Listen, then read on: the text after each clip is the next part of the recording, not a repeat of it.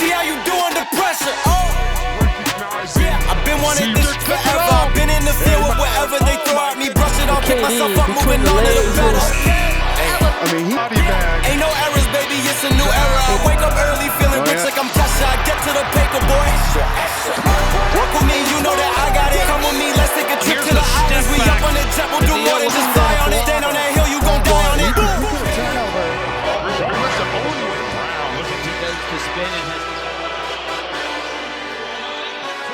Just one step into the paint, and that was it. I have seen him the well behind midcourt.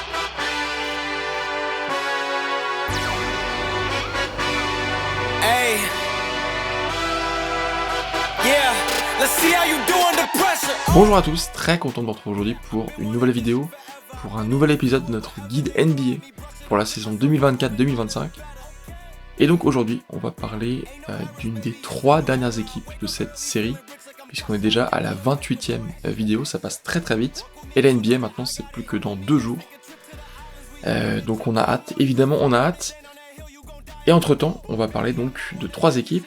Et aujourd'hui, on va commencer donc par ces Memphis Grizzlies, qui vont peut-être revenir en force cette saison. En tout cas, c'est une possibilité, parce que la saison dernière, ça avait vraiment été une saison catastrophique pour eux. Pas tellement en termes de jeu, étonnamment, mais en termes de presque extra-sportif, on pourrait dire, si on comprend les blessures dans l'extra-sportif, parce qu'il y avait eu énormément de blessures, évidemment. Et il y avait eu aussi celui qu'on voit juste ici, qui est un tout petit peu coupé par l'image, qui avait été suspendu pendant les 25 premiers matchs de la saison à cause de problèmes extra-sportifs, on n'en reparlera pas dans cette vidéo. Et ensuite, il avait joué 9 matchs avant d'être blessé.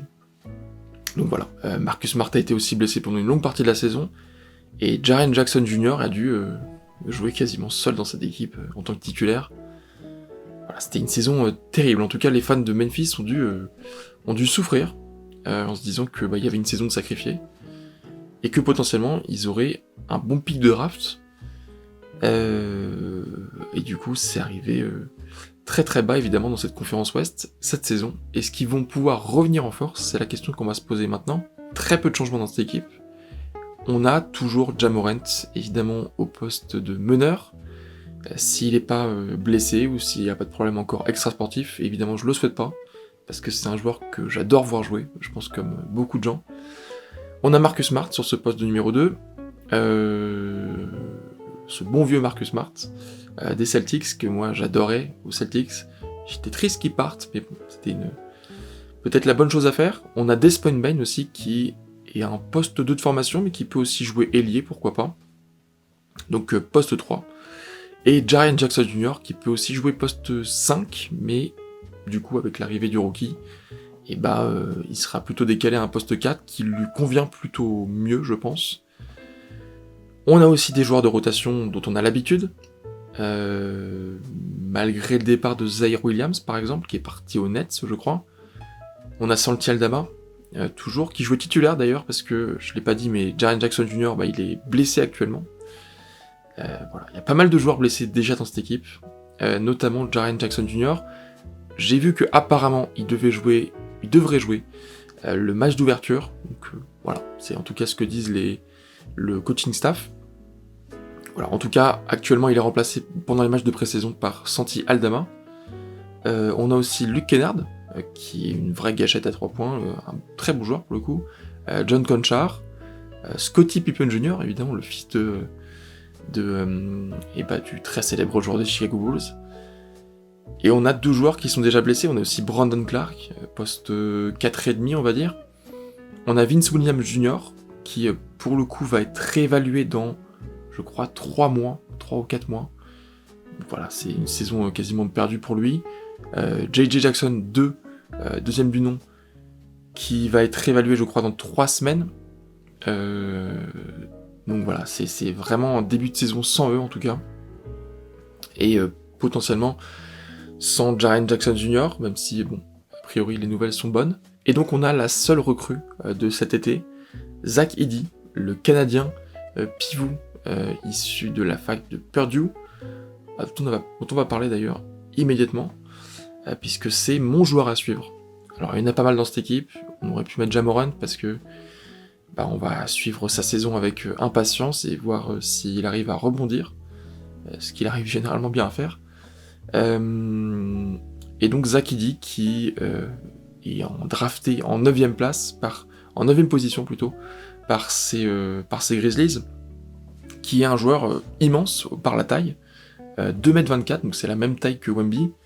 En revanche, c'est pas les mêmes mouvements que Wemby, au niveau du dribble c'est pas pareil, c'est pas le même joueur, c'était un pivot plus traditionnel pour le coup. Il y a des doutes sur son inclusion en NBA, mais en tout cas, vu ce qu'il arrivait à faire en NCAA, les doutes sont un peu dissipés. En tout cas pour moi, je pense que ça va être peut-être pas l'un des plus grands pivots de l'histoire de la NBA, mais ça peut être un bon pivot, pourquoi pas un jour devenir un backup, on n'en sait rien en tout cas, je le souhaite que du bien, évidemment. Un pivot qui est très grand, donc qui tente surtout des tirs, des dunks, on le voit par son pourcentage au tir, 62%, qui fait pas mal de contres, pas énormément non plus, mais quand même pas mal, en double-double au rebond. C'est un joueur qui a fait ses 4 saisons NCAA, donc c'est le maximum qu'un joueur NCAA peut faire, hors période Covid, parce qu'il y avait quelque chose de particulier pour la période Covid. C'est assez rare, pour le coup, qu'un joueur drafté fasse ses 4 saisons, donc c'est un joueur qui arrive avec pas mal d'expérience, déjà, alors pas en NBA évidemment, mais la plupart des joueurs aujourd'hui qui sont draftés, ils sont draftés en étant nés en 2006, 2005, lui il est né en 2002.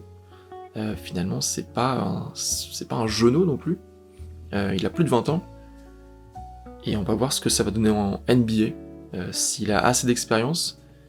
Moi je suis plutôt optimiste, en tout cas je pense que c'est un joueur qui peut vraiment apporter, parce que quand on regarde l'effectif de ces Grizzlies, il y a vraiment un manque, je trouve, au poste 5.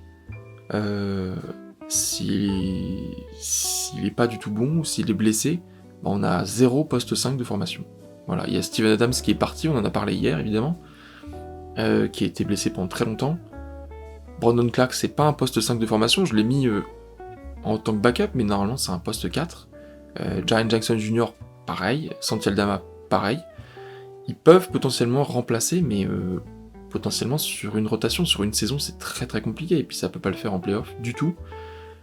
Donc s'ils veulent espérer quelque chose en playoff, il faut que Zach Edey soit déjà très bon. Moi il me fait un peu penser à Chet Holmgren, même s'il est complètement différent au niveau du jeu, mais dans ce qu'on attend de lui en tout cas, c'est une équipe qui a des attentes très très hautes, et il me fait beaucoup penser à Chet Holmgren pour le coup.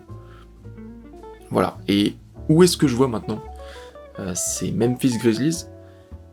Et je les vois pas, évidemment il n'y a plus que 3 trous, donc c'est assez évident que je les vois pas à la 13ème position, à moins que tout le monde se reblesse encore, sait-on jamais, mais évidemment je l'espère pas pour eux.